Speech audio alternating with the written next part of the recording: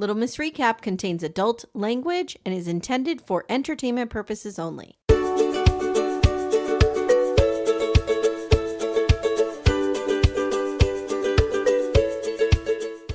Hey guys, welcome to our 2024 year-end Ask Us Anything AMA AUA AAA Triple A AUB AUB. Guys, actually, Amy, I'm here to convert you to the Apostolic United Brethren. We're going to be bringing you into the cult. My name is Amy Archer. I'm the host of Little Miss Recap. I'm here with my co-host Amanda. Hi, Amanda. Hi, Amy. Hi, friends. How are you today? I'm good. I'm tired. We had our annual Hanukkah party last night, which was a ton of fun. And the challenge, well, it was a ton of fun.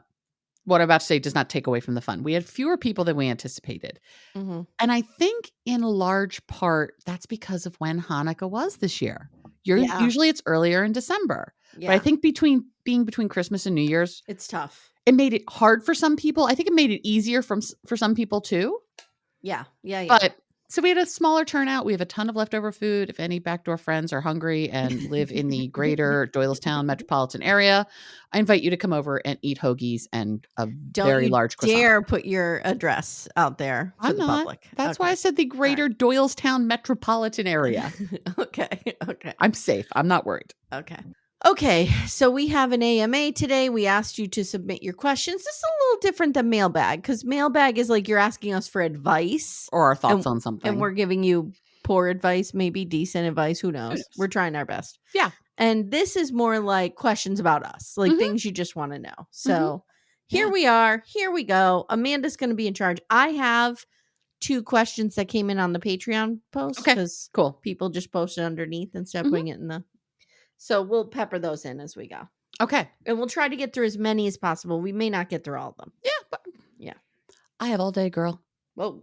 Okay. So, number 1, hypothetically, you're inviting somebody, only one person from Sister Wives, over to dinner at your house. Who is it and what are you serving them?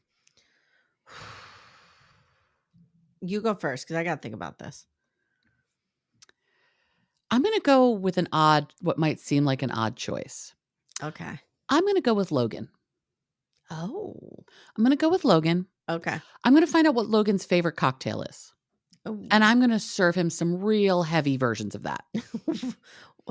Be careful. You're treading. Be careful. Because I want him to tell me for this. I want him to tell me all of the secrets of his childhood. Okay, at least it's not Hunter. Then I have to really worry. Yeah, Hunter, you don't have to worry about. No. I want Daddy Logan to tell me what really went down. Okay. In his childhood. Okay. So similar to you, I also immediately went to who would spill if I got them drunk. and who would have the best stuff to spill. Yeah. So for reasons that I can't really explain right now, I think I would invite McKelty. And here's why. She'll talk. McKelty will talk, and she's the only one who still has a foot in to the fortress. So she would kind of know what was going on. I think I just have to give her some sweet, sweet wine because she is me, I'm her. Right, yeah. And I just have to tolerate her for like 2 hours. Which you could. I could. And I could get everything out of not even her, just Tony. I mean, Tony will 100% make a joke about my breasts. Of course. But I'll just have to deal with that. What am I going to do? So that would be my answer. Okay. Mm-hmm. Number 2, if Timmy and Todd were paired to do a podcast together, what show would they collaborate to cover? I don't even know. They wouldn't cover a show. They would have an episode on green energy or automation. Yeah. Yes. Yeah. Something like that. They electric vehicles, something like that. Yeah. Because Timmy doesn't watch a lot of TV. He's a YouTube guy watching all these off-grid lunatics. Yes. Todd knows nothing about that. Yeah. Timmy has told me before that he could just watch somebody cut wood with a chainsaw. Wow. Yeah. Wow. Okay. He said it's his ASMR. I'm like, a chainsaw is your ASMR? Okay. I mean, I watch Sister Wives, so I'm in no position to judge. I'm not either, but Amy, you always talk about being attracted to terrible men, but your dear husband, Timmy, seems wonderful. What's up with that? Tell us the Timmy story. I'm also wondering if he ever gets offended when you talk about your bad picker, or does he knows he's exempt? Bonus points. Let him tell the Amy and Timmy story. Yeah, maybe I'll gather him to chat about this one. Pen this one on the end. Yeah, maybe I'll pen that one on the end. Yeah. Actually, I would love to hear him tell the story. Because I've heard you tell the story. Both, it's in my book. And I've heard you tell it in your book. I've heard you tell it otherwise. Yeah. I'd love to hear his version of it. I mean, it's not that much of a story. But no. Okay. But does he find the jokes about your bad picker to be funny? I think so. Okay. Like, he understands that he knows it's a joke. Yes. He knows it's a joke. We are not jealous people, even though I joke around that, like, I would burn a house down. Right. I'm really not jealous. Like, Timmy's a flirt. I'm a flirt. It's fine. Yeah. We're fine. We go home together. We know. Yeah. You guys are solid. Yep. Okay. Amy, as a mother, what is a quality you're most proud of in your girls or a moment you were most proud of them? That's a beautiful question. That is a good question. I wish I had a little more time to think about it, which that's my own fault because I did see these. I'm going to say when my kids are empathetic or kind to somebody. For every mother, I think that is, a good answer. But sometimes I really enjoy when my kids like take charge of something. Okay. Like one of them in particular, she'll get shit done. Okay. Do you know what I mean? And like that makes me really proud. I think I know which one of that is. Yeah. And my other kid, she knows how to work the system. She knows how to outsmart me and get around me. So I'm kind of proud of that too, low-key. Okay. It annoys you, but you're low-key proud of that. Yes. Okay. How do you two know each other? I'm semi-new here. We've told the story a bunch of times, but I'll do a quick version because it's actually asked in a couple of ways, a couple times. So we'll just get it out over with. Yep. Amy and I met through Pink Shade. I'd listened to her on Gen X, This Is Why, and on Hey Bunky. And then we met at the Bunky meetup in Philly in October of 2022. And then she starts this Little Hair podcast in 2023. Asks me if I want to cover a little show called Yellow Jackets. Yeah, it's funny because I was thinking about that because I'll tie this into a question later of, am I proud of how far it's come? So as Amanda mentioned, I had a podcast with my sister called Gen X, This Is Why. And that's really where I cut my teeth on podcasting. Like I learned how to edit. We learned how to record our sound. When I go back, I'm like, oh my God, our sound is so terrible. It's not terrible. It's just not as good as you have gotten. Yeah, it's not good. Yeah. So that was my sister and I. We covered every episode of Little House on the Prairie. We did a little Patreon. We did like after school specials, 80s movies, whatever. Right. And it was a lot of fun, but I wanted more. Like I at the time, so I had also had my book out. Right. And Aaron Martin reached out to me to interview me about my book. Right. So I was on Pink Shade talking about my book and we just kind of hit it off. So then she would have me on to guest host once in a while. And then I got to know Mary Payne, and then Mary Payne would have me on. And then as Erin would take leaves of absences for her health and personal matters and stuff like that, like I would be the regular fill-in over there. So there was a time when I did like, I think 3 months straight. Yeah. And so I really realized like I was enjoying talking about reality shows and I was enjoying doing that kind of thing. So then Leslie and I did a small podcast where we talked about Married at First Sight, but like I didn't love covering Married at First Sight. It's just such a grind. Slog. Yeah, it just goes on and on and on and on. And so then I started Little Miss Recap. I'm like, I'm going to start a podcast. It's going to be reality TV based. I'm going to have a couple different co-hosts rotate in and out. But my master plan was I was going to do it Cara Berry style and just talk myself. Okay. And then I realized that doesn't really fit with my personality. Like I need somebody really I can bounce off of. I think there are people who do a great job of it. Like I think Dr. Adam does a great job. Cara Berry does a great job of it. I think though it's a really hard way to do conversations about TV in this way. Yeah. Yep. Yeah. So that was my plan. And Jenny had said to me, my sister had said to me, look, if you can't get anybody, I'll watch whatever you need me to watch and I'll do it. But I knew that she would be miserable. Right. So and she's busy. Yeah. So I started and I had one of my very good friends at the time. So she and I were covering, I think we started with Love and Death, which was a scripted show. We had a lot of fun doing it. Which is also the origin of Backdoor Friends, because that's another question. Oh, yeah. So Backdoor Friends was in that show. And that's where we kind of, one of the characters says something like, real friends come in the back door and they don't care Go through the front door. Yeah, they don't care about things being tidy and stuff like that. Yeah. Whatever. And so we did that. And then, the podcast just kind of evolved. And I had been chatting with Amanda on Messenger quite a bit. And when we met, we just really hit it off. Yep. And so when Yellow Jackets came up, I knew I needed a Gen Xer. Yep. And so I asked Amanda if she wanted to do that with me, and the rest is history. And Amanda had I chose you for Sister Wives because you had such an encyclopedic knowledge. And I'm terrible about remembering things. So I'm like, I need somebody who can name all of the Brown children in order. Yeah, and who can kind of fill in the gaps, but also like listen to my nonsense and deal with it. Yeah. I love your nonsense. Yeah. So, am I proud of how far the pod has come? Absolutely. Yeah, It's amazing. it's amazing. And I could not have done it without any of my co-hosts that I've had throughout the time that I've been doing it. So, everybody. That's everybody. Yeah. It's a great little team we got going on here.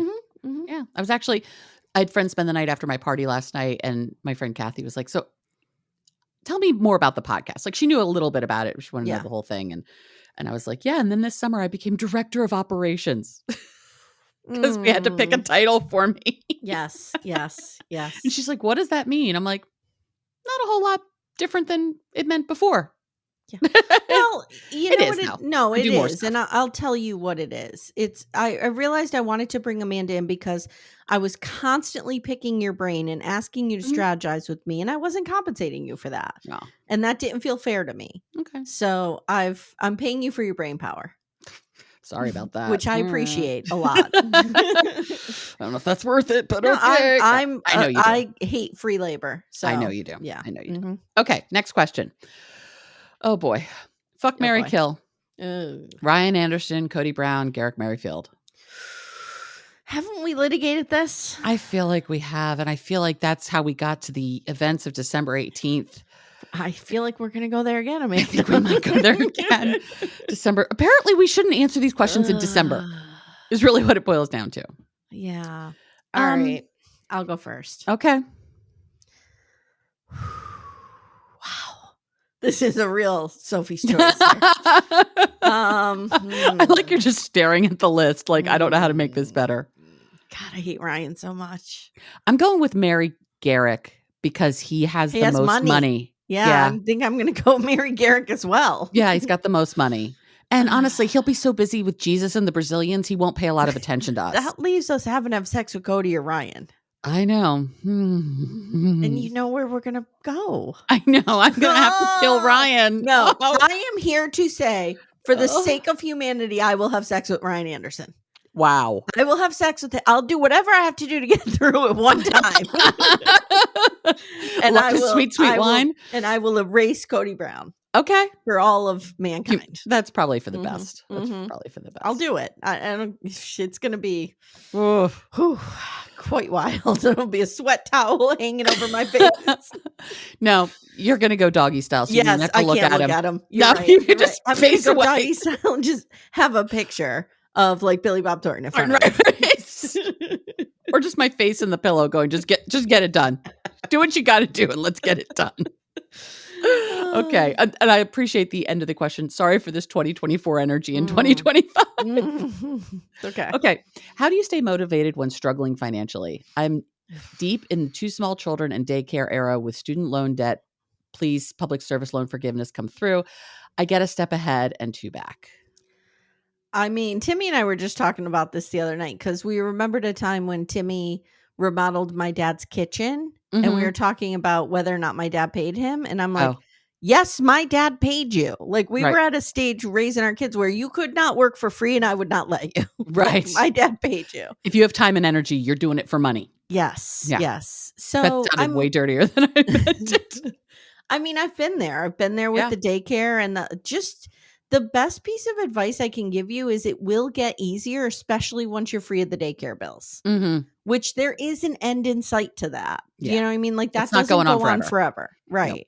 Once they're older, if you could hire somebody to get them off the bus or pick them up from school and get them home and just do homework, like paying somebody, a teenager, a college student, 2 or 3 hours a day is much cheaper than paying daycare. Sure. So even anything's cheaper than daycare. Yeah. So even though it sucks right now, Yeah. It will get better. And I mean, there's not much advice I can give. Just know that you are better than your financial situation. You are not only what you are, what wealth or non-wealth you have amassed. Yeah. And that includes debt. Like for so many years, I just had so much debt and so much shame over that debt. Mm-hmm. I'm in that position. I have a lot of debt and I have a lot of shame. And that's why 2025 is my year to get my shit together. Yeah. And it's like, you have to, don't get me, our friend Jay, BDFJ, and I rant often about capitalism. Yes. So don't get me on a rant about capitalism. Yeah. But just know that the financial systems are not necessarily set up for success in this country. Yeah. And you're doing the best you can. Yeah. And that's all you can do. And as long as you have a roof over your head and food on your plate, and everything else is incidental. Yeah, absolutely. Okay. This is a similar question about living with small children, etc. How do you keep a marriage priority and fresh with 2 young children? I can't answer that because I've never been there. Well, you can talk about one child. Yeah, one child. But he's older. I mean, it's different than having little kids who are their needs are immediate. They're needy, Amanda. You can just say it. They're needy. Okay. I tell this story often how my gram told me when I got married to prioritize my marriage over my children, that your children will benefit from you having a strong, healthy marriage. And I think you have to remember that, because as a society, especially women, especially mothers, we are conditioned to put the needs of our children before anything else in the world, including ourselves. And nobody benefits from that. Nope. High tide raises all boats. Is that the thing? So, Timmy and I, every year for our anniversary, went away. Even that first year, we left our kids with his mother, who's the only person in the family who had experience with twins. Okay. Yeah. Yep. And they were 6 months old. We left them overnight with her. We went to Cape May. We stayed in a really weird B&B. That's another story for another time. And, it was just one day, but like as the years went by, we had more and more trips, and it was always like our anniversary, we would go away, and then I would make him take me away on my birthday. And it could be just a road trip. Like one year we just drove to Ithaca and we had pizza and wine and hiked a little bit and came home. Okay. Yeah. So like it doesn't have to cost a fortune, but you need to lean into getting a babysitter and making time for yourselves as a couple. I agree. My mother gave the same advice. Even though it's good advice. Yeah. Okay. Backdoor friends. How do we meet? We got that. My 9-foot $49 Christmas tree that I paid for overnight shipping on November 4th is still not here. Do we think I will ever get it? No. I forget where this was coming from. Was it Shein? Or no, I think it was Instagram. I think it was like an ad she saw on Instagram. And she was like $49 for a 9-foot tree. Great. Girl, I don't think it's coming. I don't think you're ever getting it, girl. I don't think it's coming. Maybe for next year it'll be here in time. Maybe. I love the saga of this. It's this saga I love almost as much as I love the one in Ace and Caitlin's Facebook group about the woman who kept decorating the squatty potty. Yes. And then her husband didn't know. Yes. This $49 tree business is interesting. It is. And I don't think you're ever going to get it. I'm sorry about that. Yeah. Hey everyone, stay tuned. Little Miss Recap will be right back after these words. Amanda. Amy. For our sponsor, Lumi Gummies today, I have an idea. I think we should do a rapid fire bonus round.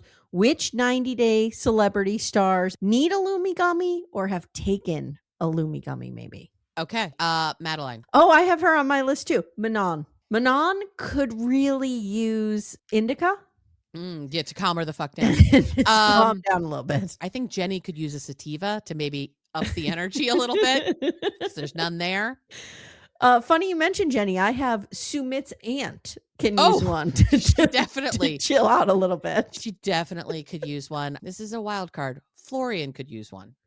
I don't know what variety. Yeah, but maybe he needs a hybrid. I feel like Florian on a gummy would be good. Yeah. I also have Dylan's mom from Dylan and Patia. Yeah. And I have Luke's dad of Luke and Madeline. Yeah. Mm-hmm. Yes. Yeah. And we can use Lumi Gummies as well. Yes. All the time. Consistent, mellow, and super delicious, Lumi gummies are specifically designed to make you feel good, not stoned. Whether you're looking for an end-of-the-day de-stressor, a midday mood boost, or help getting the best sleep ever, Lumi gummies has a strain that's right for you. So, Amanda, our flavor that we like a lot in this home is the sour strawberry cookie hybrid. Ooh, is it particularly sour? It's not super sour because I don't like sour things. Yeah, I don't either. But I just find that it's the perfect blend of up and down. It's right in the middle. Nice. But you feel good. I really like it. I'm a hybrid girly myself, and I'm going to go with the watermelon sorbet because I do enjoy watermelon, and it's just a nice, cool, chill evening of watching TV. You know what I need to do? I need to take one before Sister Wives comes out. Before I meet my arch nemesis in the ring. Yes. I think it would help you a great deal. I think it would help Cody Brown a great deal. Oh, absolutely. Absolutely. Yeah. Guys, Lumi gummies are available nationwide. Go to lumigummies.com. That's LUMI gummies.com. Use code Little Miss Recap for 30% off your order. That is Lumi Gummies, LUMI gummies.com.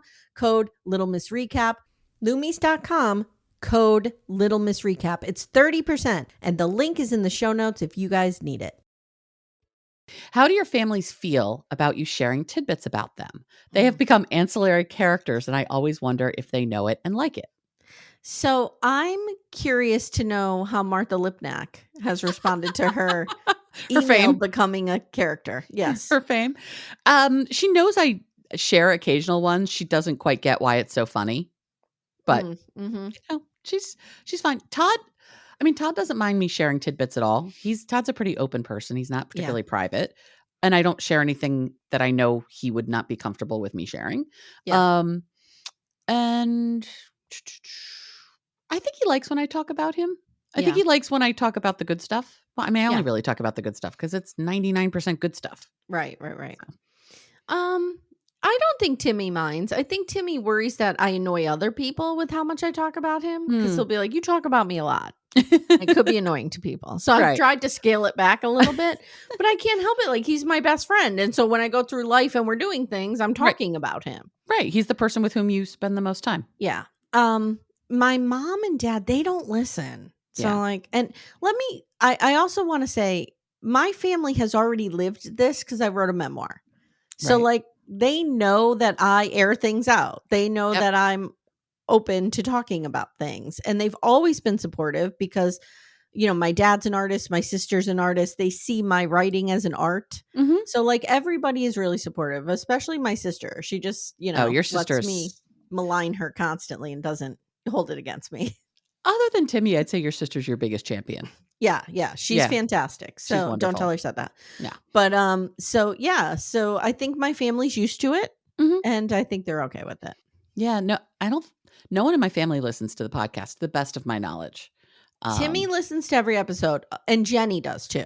Okay. Other than that, my mom and dad do not listen. Not my parents don't. Todd has not listened to a single episode of us. Yeah. That's Which I have to admit kind of hurts my feelings a little bit. Yeah, I just know he's not a pod person. He's not listening. He's not listening. Todd. That's funny. I'll tell you a funny story though. My stepson has a friend who has an unusual name. Okay. And one day I called Todd by his name and my stepson's friend was like, "Your name is Todd?" Now, these kids have been friends since kindergarten. So he's known Todd for 10 plus years. Let's say his name is Thumbnail, right. Mm-hmm. So he goes, "Your name is Todd?" He goes, "Okay, Thumbnail said this to Todd." Yes, okay, Thumbnail says this to Todd. Todd's like, "Okay, Thumbnail." Like, you're in any position to judge a name. It's very funny. So periodically I'll look at Todd and be like, "Okay, Todd." Okay, next question. Amanda, you've talked about... Okay, wait. I'm going to stop you right here because I felt like this question is better for mailbag. Okay, so I'll just say there's a dating question. We'll hold it for mailbag. Okay. Next one is actually about the work I did with Kira, my dating coach. It feels more of a mailbaggy, advicey question, which I'm happy to answer and I'll expound upon. And you want to give a more detailed answer. Yeah, it requires more energy than we're going to put into these questions. Not that we're not putting energy in, but it just requires more time. I don't know about you. I'm over here not putting much energy in. I'm always putting in energy. Okay, but I will absolutely put that in the mailbag for next time. Okay. Timmy, did you know, I'm going to say a gentleman named Andrew from Madison. I don't want to give away the guy's last name on the public feed. And Amy, you have an answer. Yeah, we asked Timmy right before we logged on. Timmy said he thinks the name sounds familiar. He might have been a delivery driver, but he can't remember for what store. So it sounds like they weren't close. So yeah, but the name rung a bell. Yeah. Yep. Okay. Amy and Amanda, could you have ever imagined how important this podcast would become to so many ladies of a certain age? What started out as Sister Wives Recap has turned into such a beautiful place of comfort and sharing stories. I love Mailbag and Real Talk and look forward to these episodes. Thank you for all that you do. I love this. I don't ever cry. This could almost make me cry. Almost. Okay. It's close. Okay. It's not happening. Okay. It's not happening. It could almost make me cry. I was just going to sit in silence and let it happen. It's such a lovely question. No, I could never have imagined. Yeah. I mean, you and I had some very early talks when I was sort of laying out to you my vision for the podcast. And one of the things that we agreed on that is a core tenet to Little Miss Recap is I wanted to have a place where people felt seen. Yep. Where people who aren't often seen in their real world or real lives can feel seen here. And that's why Amanda and I take the time and we respond to every single DM, every single email, we do our best. Yeah. I'm sure we miss things, but it's not because we don't try. Yeah. It's just because sometimes it's a lot. And that's something like, and I've said this to you before, I will never farm that out to anybody because that is the most important thing to me is the connection with the audience in that way. So I love it. It's really provided a place of comfort for me through a lot of ups and downs this year. This was a rough year for me. So same. I don't know how I would have made it through a number of things this year without the Backdoor Friends. So like you all do as much for us as we do for you. Yep. I agree. 100%.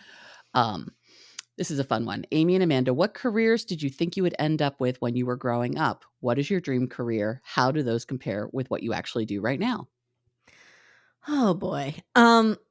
So I will say that when I was young, I used to think that I would be an English professor. Okay.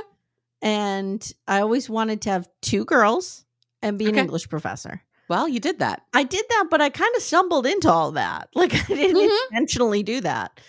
So once, and let me be clear, and there is a question later about my career in academia. So I feel like maybe I'll put that here. Yeah, hit them both.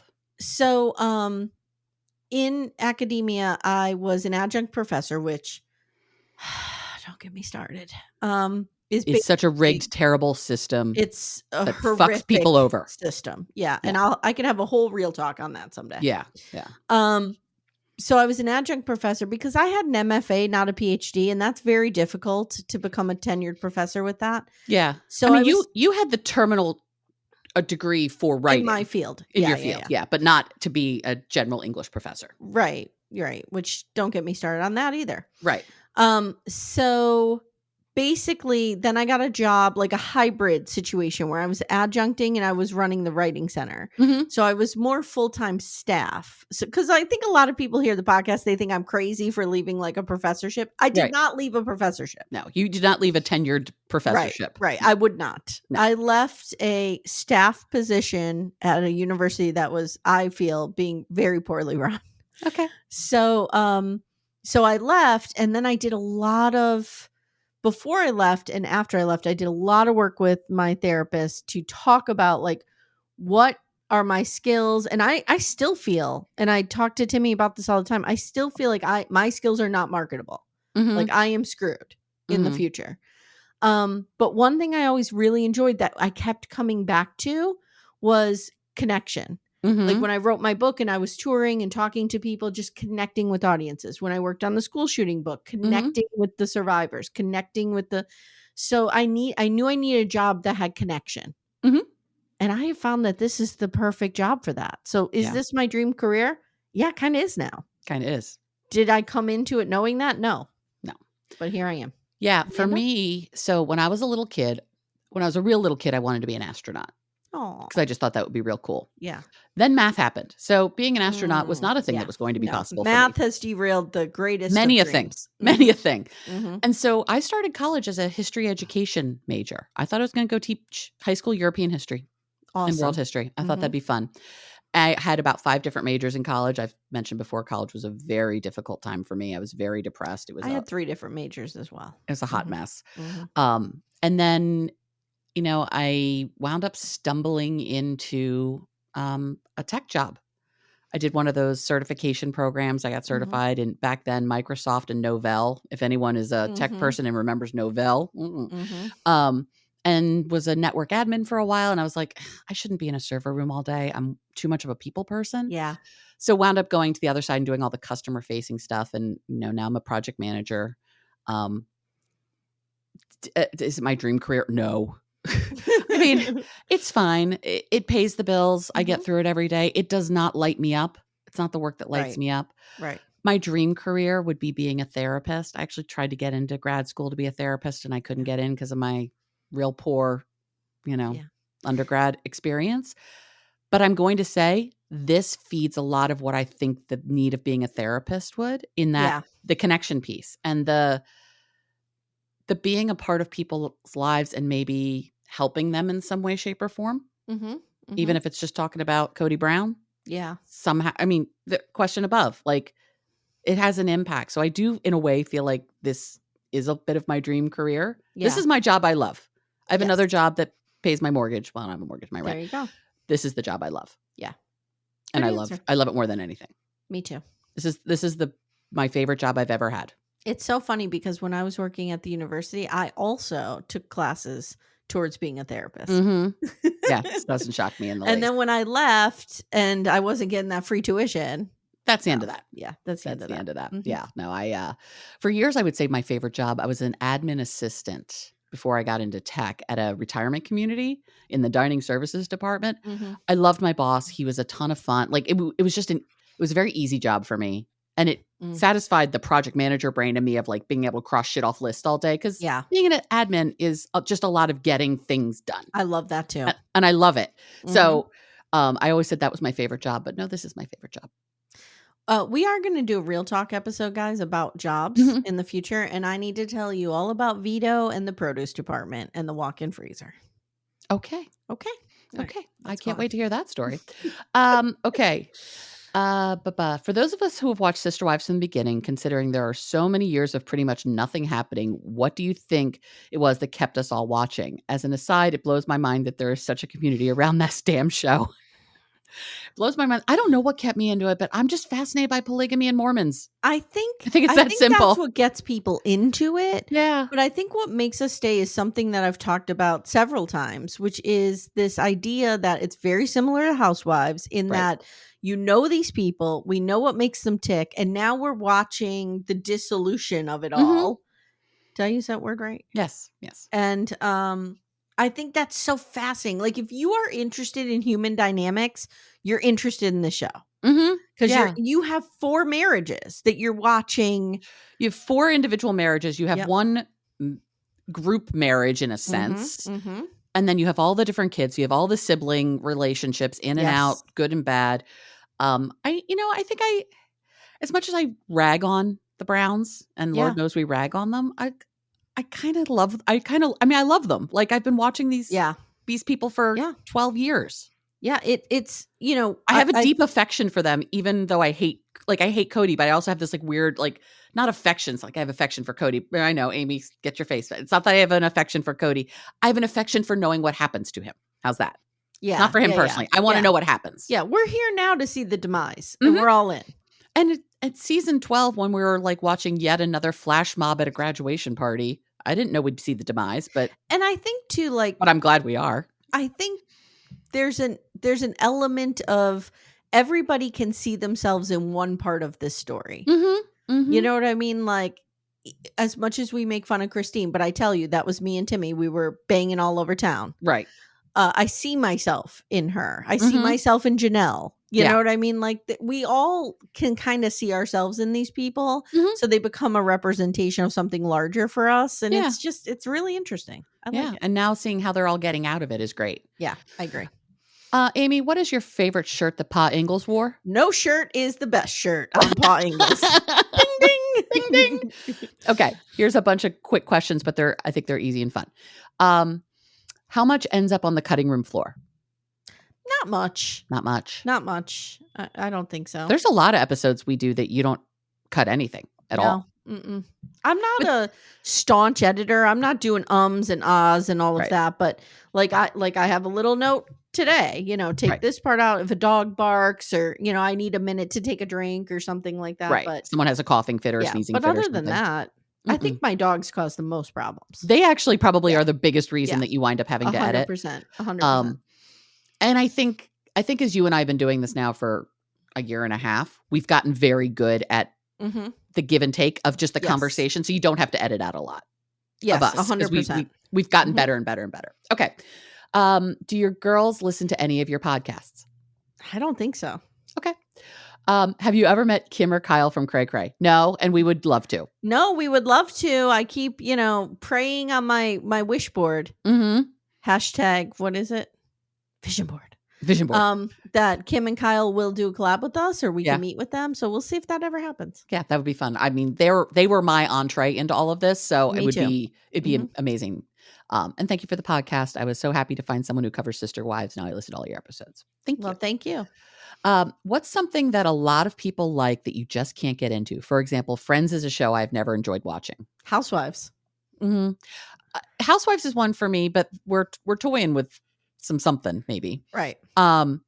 Marvel, the Marvel cinematic. Oh, I love the Marvel Cinematic Universe. I am such a comic book dork. I know you are. And when I met Todd, his son was appalled that I had never seen a single Marvel movie. So he he started a whole plan of educating me through. He had an order and all that.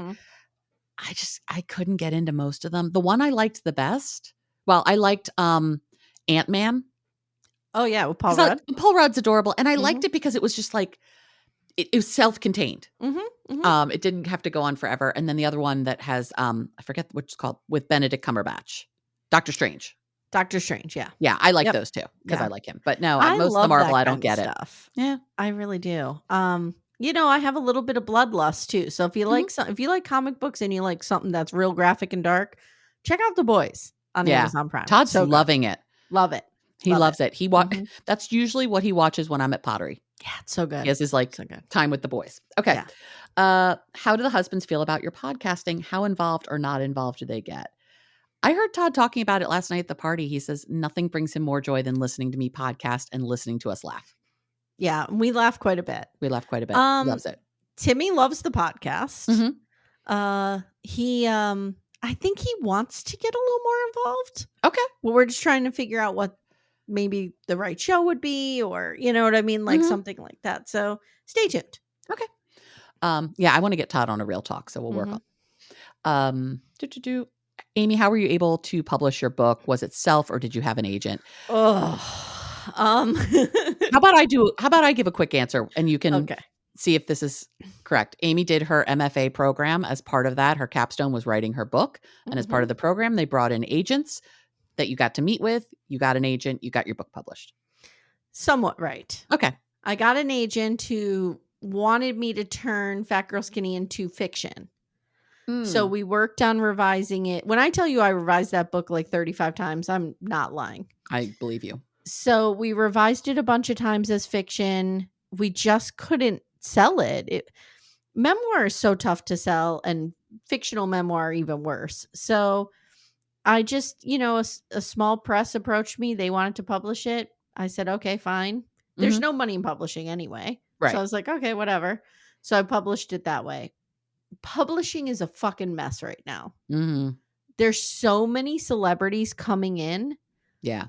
It's I don't know what to say. I will say this. If you have a book and you're thinking about self-publishing, really ask yourself, the reason I went with the press is because I was in academia and self-publishing is looked down upon in academia. You have to publish. But if you're not, my next book that I'm working on, I don't think I'm going to publish it with the press. I think I'm going to self-publish it because that's where you will make the best money. Right. And that's where you don't care about from an academic perspective anymore. I mean, I always tell everybody, I recommend taking it out and shopping it around for a little bit. Sure. You never know. You could hit one of the big 5 or something. Right. But if you don't, if you send it out there and it's been a year or so and you're just, feeling like a failure and constant rejection, just self-publish it. It's really not frowned upon anymore. It's really not. Cool. Okay. Just make sure you have a good fucking editor. I love the art for the podcast, especially the little cartoon characters. Can you tell us more about that? Well, I just found them in Canva. I bought the professional license for them. And I was literally just searching for a little girl with pizza. Ah, okay. And I found her with pizza on her shirt. Okay. So I use her all the time now. I love her. She brings me such joy. Too. She kind of looks like me. So she's got donuts and pizza on her shirt. Exactly. She's so cute. Okay. Which Brown family member are you most like? On our best day or our worst day? On your worst day, you're a McKelty. On my worst day, I'm a McKelty. 100%. I would like to say on my best day, I have a lot of Janelle energy. But I hate to admit this, I'm probably more like Christine. I'm going to pick a kind of dark horse. Okay. I'm going to go with Aspen. Oh, one of the kids. Okay. I'm going to go with Aspen. Because she's quiet, but she's got a lot going on. She kind of has her shit together, but kind of not. I mean, she's married to, Mitch, the mute Amish man. I don't know what to tell you about that. That's fine. Yeah, whatever. But no, I'm going to pick Aspen. Amy, how did you meet Becca? So I met Becca through Backdoor Friends. And when I was looking for co-hosts, she approached me in the dark parking lot. No, she answered the application. I loved her answers. And when I got on a chat with her, we ended up chatting for like an hour and a half. And I was like, okay, there's something here. It's a certain kind of, you just got to find the right person. Do you know what I mean? And with me, unfortunately, like I tend to dominate conversation. So I need somebody who's going to let me do that. Right. But can also keep me in my place and dominate back a little bit when appropriate. Okay. So like, I just feel like she and I clicked. I love you too. And you guys are silly together and it's fun. Well, that's the problem though. We are like two kids whose mom's not around. Because I'm not around. Yeah. The mom's not around. Amanda better get in here. Aspen mom energy walking around. Yes. And we're McKelty and Isabel. Just like fucking putting up a million balloons and shit. Right. Exactly. Makes sense. The next one is, what's your experience working in academia? Let's hold that one for the job real talk. Yeah. Okay. This is a weird deep cut, but Amy mentioned on Gen X, this is why, that she was having to go to group therapy at her work. This was during her time in higher ed. What happened? I'm nosy and want to know what happened. I do too. I'll tell you what happened. We had a boss who was totally ineffective and didn't know how to manage people. And so grudges and workplace, relationships that were deteriorating just got out of hand. And the morale in the department was terrible. And so his bigger boss called in a therapist to come to work. And we had to sit. It was only like one session. It was stupid because everybody lied about it. So okay. Yeah. Got it. That's hilarious though. That you had to go to group therapy because everyone was so dysfunctional at work. Yeah. Good God. Which is what happens when you don't have good leadership. Yeah. Absolutely. Absolutely. Amanda, can you please share more about your second marriage being sexless and the reason behind it? Yes, I can. So I married, and it's funny because last night at our party, my first husband, Charlie's like, do you ever mention me on the podcast? I'm like, oh yeah. Yeah. People know who you are. Yeah. We're going to be calling you for legal advice. Yeah. He came to the party and we were just regaling people with stories of like the silly things that happened in our marriage. Like we lived in a haunted house, blah, blah, blah. Anyway, but Charlie said the thing which I think is the truest thing about my second marriage. I married the opposite of Charlie. Okay. And the pendulum swung exactly the opposite way. My second husband is a wonderful man. He's very bright. He's funny. He's smart. He's got a lot going on. We just did not have a very romantic relationship. I tried to break up with him about 6 weeks before we got engaged and he begged me not to. And things got a little bit better. And then he put a ring on it. And I was like, oh, now we're planning a wedding. And I got lost in that. Yeah. Also, I was 37 years old and I wanted to have a baby. Yeah. And that. But a sexless marriage was not going to solve that problem. No, that became the problem. But I'll say something about that in a second. But I think people, maybe men or people who've never wanted children, really underestimate the power of that drive. Oh, yeah. And the things that you're willing to do to meet that. And I didn't. And I'm actually glad for it in a lot of ways and sad for it in a lot of ways. I gave up things, but I got to do other things that I wouldn't have gotten to do if I'd had children. Yeah, absolutely. But in my marriage, we had sex before we got married. In my 3-year marriage, we had sex one time. What was he giving you some kind of reason for this? When I finally approached him to talk about divorce, I was like, we never have sex. Why is that? And he says, well, I think about it every couple of weeks and then it falls off the radar. Oh, so he just didn't have a sex drive. I don't think he had a sex drive. Okay. I don't people know. don't. And people have asked me and I'm like, I'm not going to try to speculate at what was going on inside of him. I just didn't know if he gave you a reason. Yeah, no, I mean, that was the best I got. And I would try at first early on in our marriage, I would try to kick things off and but then you get rejected and that's a cycle. It becomes a terrible cycle. But I went through a period where I was like, well, if we're not going to bang, we're going to get ourselves to a reproductive endocrinologist. I'm going to get myself one of them little IUIs and boop, get it done. But it's a lot more challenging than you can't just walk into the doctor's office and be like, here's some sperm. Can you shove it up in me? Like, it's a lot more complicated than that. And then one day after like a couple months of this, it clicked to me. I'm like, don't have a baby with someone who won't have sex with you. Like, don't do this. Yeah. This doesn't make sense. I saw what I was trying to do and I realized this was a bad way of handling it. And then about 6 months later, I asked for a divorce. Yeah. It was just bad. Okay. Good. Amy, where did your love of literature come from? How did you decide to become a writer? Absolutely from my mother. My mother was a avid reader. She's read my whole life, still does, devours books like they're going out of style. So is my mom.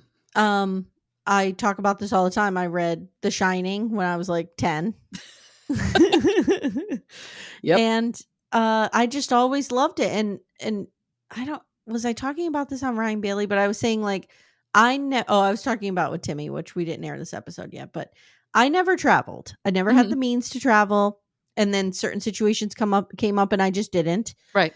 I always felt like I got to know the world through literature, especially being an English major. I was introduced to so much really cool texts from various communities and places in the world. And so I am an avid believer in different forms of education. And if you don't go to college, you can certainly educate yourself through reading. And I always loved other people's stories. Yeah. And engrossing myself in them. So that's kind of where that came from. And as far as becoming a writer, I just don't know how not to be a writer. Right. I know it's just a stupid question. It's just in me. It's just in you. Yeah. How does it feel to know podcasters' secret identities like Dr. Adam and Surviving Sister Wives? Corey and Carly. That Carly was 6'5". Right. And Corey's with red hair. Right. And Corey's like 5 feet tall. Obviously, we're kidding. None of these things. It was cool. Like the first time we saw Corey and Carly, I was like, oh, that's what you guys look like. Because I've been listening to you for years. They are all beautiful people. Yeah, they're lovely. They're wonderful people. I admire their decisions and their abilities to keep themselves private. Yeah. I get it. Same with Kim and Kyle. The fact that they've been able to stay as private as they are for as long and as big as their show got is amazing to me. Yeah. Yeah. Absolutely. But I wouldn't want to do it that way. I respect someone's choice to do it that way. I wouldn't want to do it that way. I couldn't do it that way. I couldn't do it that way either. But no, we really have a nice community, and I'm very honored that the three of them that you mentioned are willing to share their identities with us, trust us enough to hold that information private, if you will, and we appreciate it. We appreciate them and their shows. Yeah, absolutely. This last question, or one of the last questions, we're getting towards the end, is about your daughter's name, but I know you don't say that on the public feed. So I'll skip over that. Okay. You have listeners that are just like you. Have you ever considered interviewing or chatting with any of us for a small pod segment? You're like the friends I wish I had IRL. Absolutely. I would love to do that. In the future, I'm going to have a little form open up where I'm going to ask people if they want to be on Real Talk or they want to be, let us know your story. We could talk to you about it and see if it's kind of the right fit. The challenge becomes, right? Do people have the equipment to record? Like some people, when I recorded with Cara Berry, she had forgotten her microphone.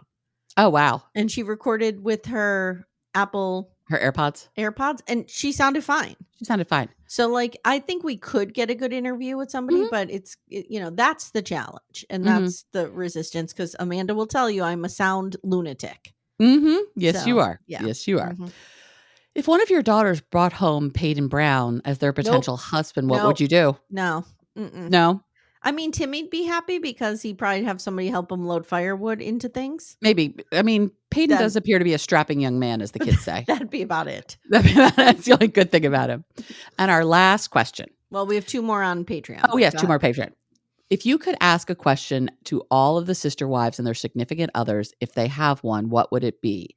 If they had to answer honestly, and what do you think their answers would be if they did answer honestly? Oh, so God.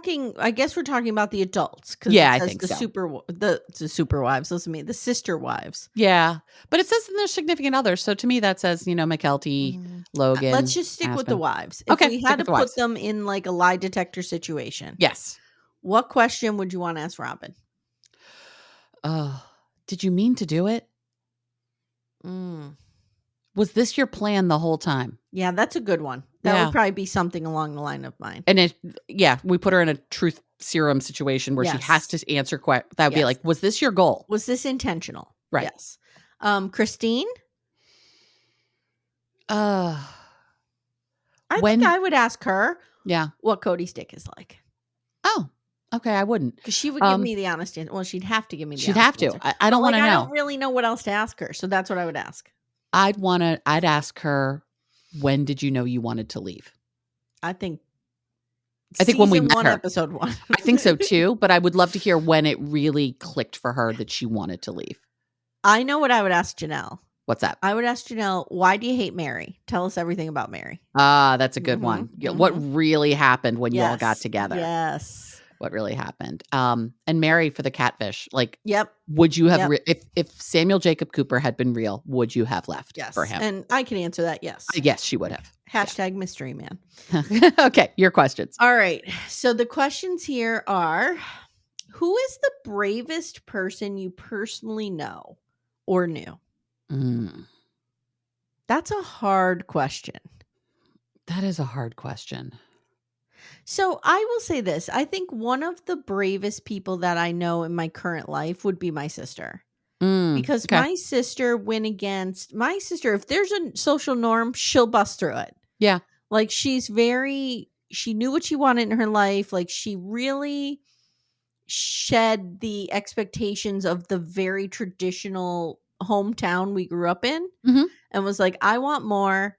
I'm out. She moved to New York City with nothing. And she was like, I want a career. I don't want kids. This is what I want my life to look like. She's owned it. She's always been authentic. So I would say she's one of the bravest people I know.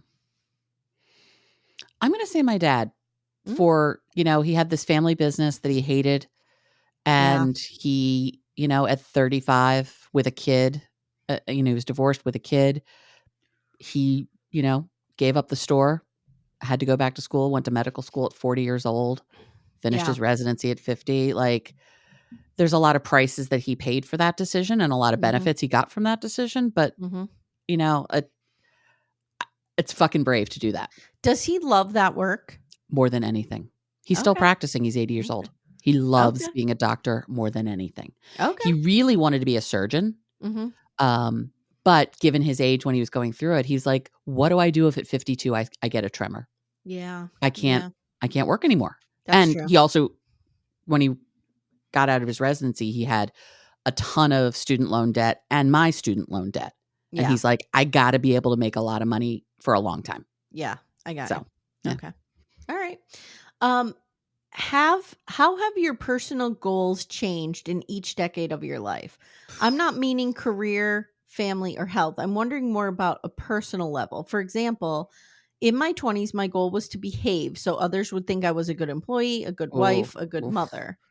Now in my 50s, it has changed to be accepting. And by this, I mean accepting of what I cannot do versus 20 years ago. And accepting I cannot change how I show up in other people's stories. That's a good question. I love that. Accepting how I cannot change in other people's stories. I think for a long time, my goal or what I was trying to do was to find someone to love me. Yeah. Was to be loved. Me too. And I did some real dumb shit in in service of pursuit that. Yeah. Yeah. When I turned 40, it was probably the lowest time in my life. And it was the lowest time in my life. I went to the Dominican Republic. Like, I mean, it sounds really thing, but I went on a girls trip for, 4 of us turned 40 that year. Dom rep. The Dom rep. We went to the Dom rep. And on our last day there, I went and I sat on the beach and I said to myself, I don't know what it's going to take, but you're going to fucking figure out how to be happy.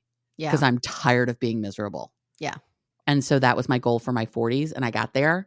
My goal for my 50s is really to just kind of get my ship together and to stop caring what other people think. I think for me, it's very similar, Amanda. I think for me, it took me a lot of work and a lot of time to realize that not only as a woman, but as a fat woman in the world, that I grew up in a world that I feel hated me. Yeah. And what that does to you. Yeah. Do you know what I mean? Like, Yeah. I talk with my therapist a lot about, like, for example, I used to have a hard time accepting, like, wow, the podcast is doing great. That's awesome. To be able to say, yeah, I did that. Because I was brainwashed to make myself smaller. Right. Both as a woman and as a person physically. Yes. The less space you take up, the more valuable you are. That is the message I heard my entire life. Same. So, like, I think this year and last year as well, I think I'm just going to work on taking up more space and being comfortable with that. Yeah. And taking up the space that is mine to take up, not taking up other people's. Nope. Taking up your own space. Yeah. And I think it's similar to me. It's like, stop caring what everyone thinks. Yeah. And worrying about that. Okay. Yeah. Hey, everyone. Stay tuned. Little Miss Recap will be right back after these words. One more question, or is that it? One more question. I'd love to end on this question. Okay. What is your favorite thing about each other? Oh boy. Everybody loves when we talk about each other. I know. I mean, I'll talk about Amy all day. My favorite thing about you is how completely safe I feel with you. Oh, that's very good. Yeah. That's very good. I don't think there's anything I could say to you that you wouldn't be like, okay, whatever it is. Good, bad, or indifferent. Yeah. I'll support you. We'll deal with it, whatever it is. That is 100% true. You make me feel very safe. Yeah. I think my favorite thing about you, and I've talked about how smart I think you are, how brave I think you are, but you just get me. You get me on a level that I don't think, and I think part of that is we met at a time when we both have done work on each other. I've done a lot of work on myself. Yeah. I'm sorry. I'm doing work on you. I'm doing work on you. But I'm going to fix you, Amy. You accept me, flaws and all. Yeah. So it is similar to what you just said. Yeah. Yeah. Like I drive Amanda crazy, guys. You have no idea what she deals with. She thinks she drives me crazy. She never drives me crazy. and you just, smile on your face. You understand. You get me. I get you. And you get me. You're also very funny. You are very funny. You're very funny. Like you just, you come in with those quips and yeah. Like the beard smelling like pussy, like that. Yes. And one of your favorite sayings that I always repeat in my personal life is, I have no interest in any of that. Yeah. Oh, I guess you just joined us. Oh, our third perfect time, member. Leo. Hi, buddy. Oh, okay. Leo, what's your favorite thing about me? Meow. Leo, what's your favorite thing about Toby? What's the favorite thing about your mommy? This is his favorite thing about me. Being on my shoulder and being held by me is his favorite thing about me. For sure. So. All right, guys. Thank you so much for the AMA. Amanda, this has been a year. This has been a year, girl. Yeah. I am committed, and I want all of you guys to say it with me, that 2025 is going to be our year. Yes. We probably just doomed ourselves. The year of the meatball. The year of the meatball. That's what it's going to be. The year of the meatball. God damn it. Like it. So, yeah. All right, guys. Thank you so much, and we'll see you soon. Take care, everyone. Bye. Hi, everyone. It's Amy from the future. So Timmy and I were able to sit down and chat about our story of how we got together and a few other things. I'm going to append that here, so please enjoy. Hey, guys. I'm here with Timmy. You had some questions for him, so hi, babe. Hello, baby. So, guys, we just made homemade naan. It came out great.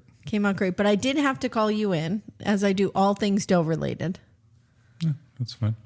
Timmy John, you're a baker. You should know how to work with dough. But I work with cake dough. Very different. That was dough. But I know. So the BDFs had a question for you, Timmy. They wanted to hear the story of how we fell in love and got together from you, because they've heard it from me a bunch of times. So where do you want to start? elementary school. We always had the same homerooms. Yeah. Always. A, B. So my maiden name starts with the B, and he was A. So A and B, we were always together. And then I guess one day I wore a John Lennon shirt, the New York, when John Lennon has his New York shirt. When the Bob Gruen photograph? Yeah. Yeah. And we were in middle school when that happened. Was that middle? Yes. And here's how I remember this, because I did, we had to do pointillism in Miss Hoban's art class. Yeah. And I did Strawberry Fields. Okay. You were the only person who knew what it was. Right. So that's how I remember. That's when we bonded over you being a John Lennon fan. Oh, yeah. Well, no, I was a John Lennon fan. But I was a John Lennon fan from probably elementary school. Yeah, but I don't know if I would have seen your shirt. I had a black shirt that had the New York in elementary school. That's real hot. I wish I saw that earlier. Oh, you didn't give a shit about me. Yeah, I know. I did care about you. We became friends. We did become friends. But I thought I was over that shirt for some strange reason. Maybe. You don't even remember? Do you guys hear our dog walking around with his nails on the floor? You're going to hear that. I remember us both having John Lennon shirts, and it was a thing. But it wasn't a thing throughout the school. No, I think we're the only us. two people. It was around the time I think Imagine came out. It was like I don't know what year Imagine came out. So Imagine came out in the 70s. Double Fan, he died in 1980. No, the movie. Oh, the movie came out in 88. Yes. Yes. Yeah, you could be correct about that. Yeah, and I got Imagine the soundtrack on cassette. Okay, I have to tell you something. Huh. I used to watch Imagine every morning before school. All right. I would never get through the whole thing, but like I would have, you know how you had something on? Most kids our age were like Saved by the Bell or something in the morning. I had Imagine, the documentary. No, I had to do firewood and do work in the morning, chores before I even left for fucking school. Okay, so we bond over the shirt. Then what? Tell everybody. Keep going here. Well, no, we became friends. I guess you would say an artist. I don't know what I was then. I used to love to draw. I knew you as a cartoonist and a skateboarder. Yeah, I did both. Yeah, graffiti art. But I also, a lot of cartoonism. Me and another gentleman that... Chris. Yeah. I won't say his last name, but Chris. Yeah. Yeah, we used to do a lot of drawings, as I like to say. And let's address the elephant in the room. I was dating your best friend. That was later on. 7th grade, I started dating him. So he and I became related, kind of. Well, through marriage. Yeah. Or your family's married into and we each other. went to one of it was the wedding reception, and we were drinking Shirley Temples, and he showed me how to get the Shirley Temples with the alcohol in them. Oh, of course he did. Of course he did. Mm-hmm. And then he and I became really good friends. Yes, I did realize he was dating you. And I always, he and I didn't date long though. No, but I had a crush on you. So I was like, oh, but at that time, this is years later, but. And then there was one time that my car broke down in the McDonald's parking lot. So we worked at McDonald's together. Correct, yeah. You were the lobby boy when I was there. You didn't graduate till grill till after I was gone. Because Really? I don't remember you on the grill, no. Oh, no, I used to do the breakfast. Yeah. And then I was on grill until I quit. I only which worked I was only on grill shortly because I went to work for a gas station pumping gas. Yeah, I only went to McDonald's. Well, how old were you when you went to the gas station? Well, I was 14 when I started at McDonald's. Me too. My mother had they had to sign off. on all that stuff. What I remember of that time is that I used to, this was common with me. I would want a guy to come and rescue me all the time. And one time I was like, my battery died. And instead of just calling my dad, who absolutely would have come and jumped my car, no problem. Was it a Chevy Chevette? It was my Chevette. Yeah. I called your best friend. Who didn't even, I don't even know if he owned a car. He didn't own a car that ran. He had the Monte Carlo. Didn't he have his mother's Monte Carlo? Or would she have a Nova? She had a blue Nova. Yeah, she had the blue Nova. But anyway, he could care less. You came and jumped the car. He sent me, yeah. Yeah. Yeah, he's like, can you go help her out? He might have been working, though. That was so... In his defense. Sure, but also that is very indicative of... That's very representative of your two styles. It wasn't a big deal. Yeah. We got you started. So anyway, so then you move away. Or I go do my own thing. Yeah. Yeah, for many years. It is important to notice, though, and we don't talk about this a lot, that you and I considered dating. Yeah, there was a moment, and then we realized that my best friend would kill us. We made out. I remember we made out. You don't remember that. I told you about it. I don't remember. So, guys, I talk about this all the time. Like, my house when I was growing up was constantly under construction. It was the money pit. It was constantly being worked on in various stages of coming over to your house one night. Construction. You came over. We were in. So, my uncle was framing an addition that would later become my parents' bedroom off the back of the house. And you and I were in the back. We were smoking, sitting in the back of the house, and we were making out. And then you went home, and then you're the one who said we can't do this. Yeah, it's not going to work. Yeah, this. Okay, so then you go your own way. You travel. I get married. Go my own way. So then tell the rest of the story. From what point? From your point of view, like when we reconnected. Oh, when we reconnected. I was hanging out at the same best friend's house. I was staying at my parents' because I had just moved back into the country. Did not have a pot to piss in. Was just trying to get back on my feet again, coming off of just ups and downs, whatever. And I would just remember us. We were hanging out in my best friend's place. In the trailer park. Yeah, in the trailer park. And we were, all of us were single. Yeah. So yeah. I don't even think he was dating anybody. I think we were all single. Well, he was. Oh, me, yeah. And he never told me. Yeah, oh, yeah, maybe he kind of was. He was dating, what's her name? We won't say it on here, but girl, yeah. Whose father owned the bar. Yeah. Yeah. That's exactly it. But that was kind of on again, off again, but whatever. But unbeknownst to me. Oh, well, I knew about it, but and we were just. I just remember having really cool nights. Remember us all hanging out. Do you remember us burning the? We wrote down our worst biggest fear fears or something. Biggest fears, I believe. Very Stacy and Darcy Silva style. We wrote down our worst fears and threw them into the fireplace. Yeah, but it was nice. It was fun. Yeah. And then I brought my guitar and I was playing Closer to Find, and you recognized immediately. And well, I had seen them. That was a big turn. I actually saw the Indigo Girls. I saw Tori Amos. I'm punk rock, but I saw all these lesbian chick flick or chick bands and was really into them. I got into them down south, but yeah. So then we went to the tire fire, guys. Well, this is we didn't know. Okay, I want to just go on record and say Timmy and I did not start the tire fire. No, we were not part of the tire fire. This is in your book, isn't it? This is in your book. Yes, but they wanted to hear you tell it.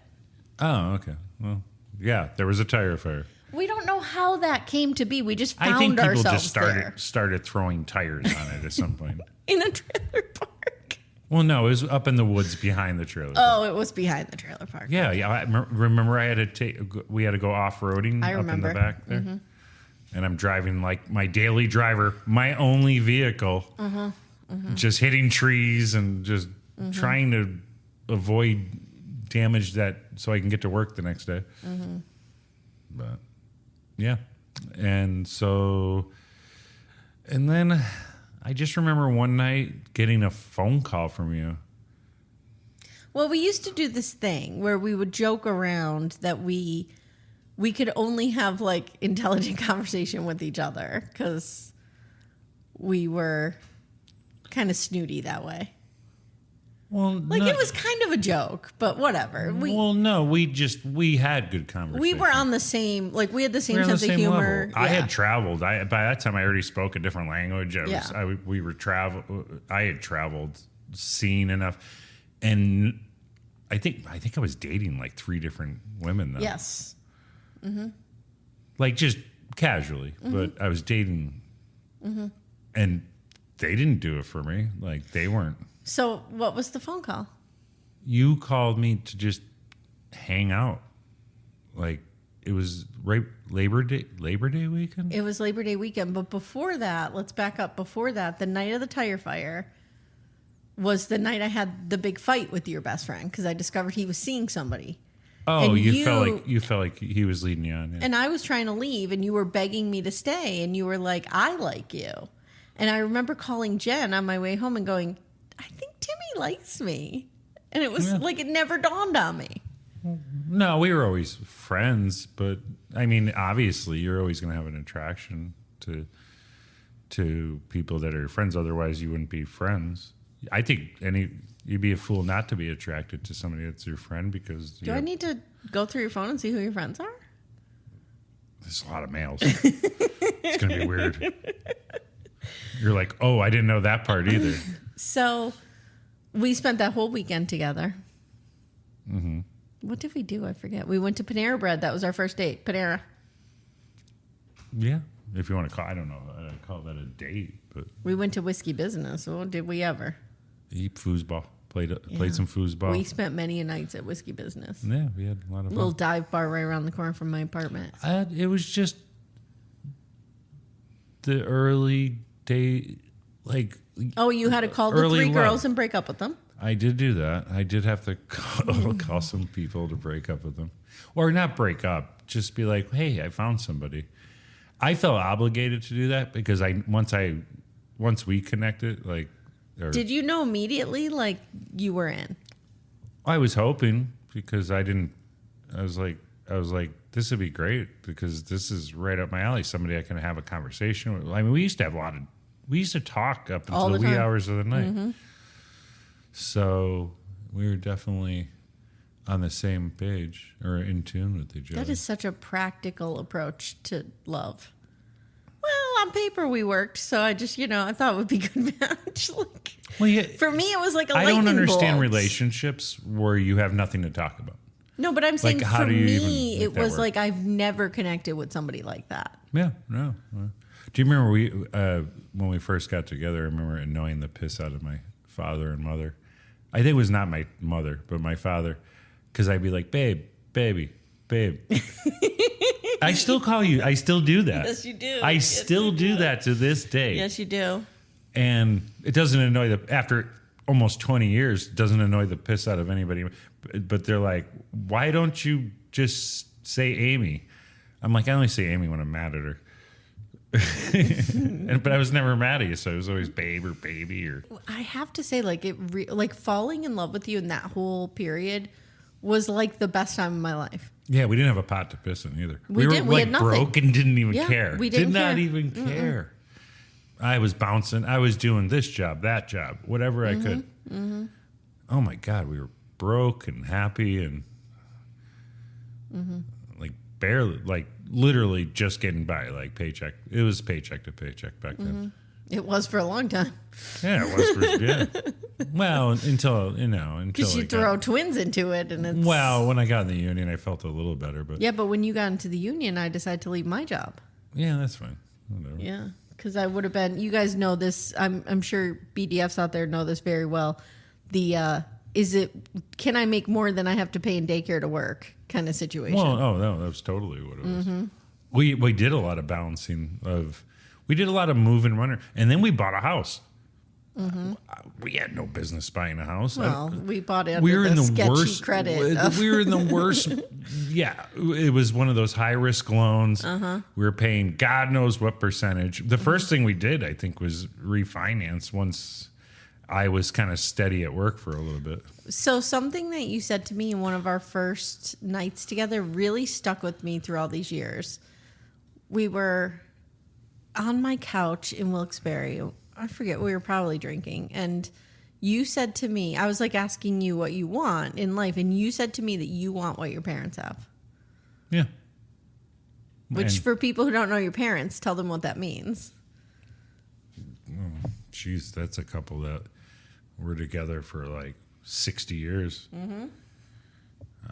60 They years. have each other's back. If you knew my parents, or, well, if the listeners knew my parents. I don't talk about your parents much. Like you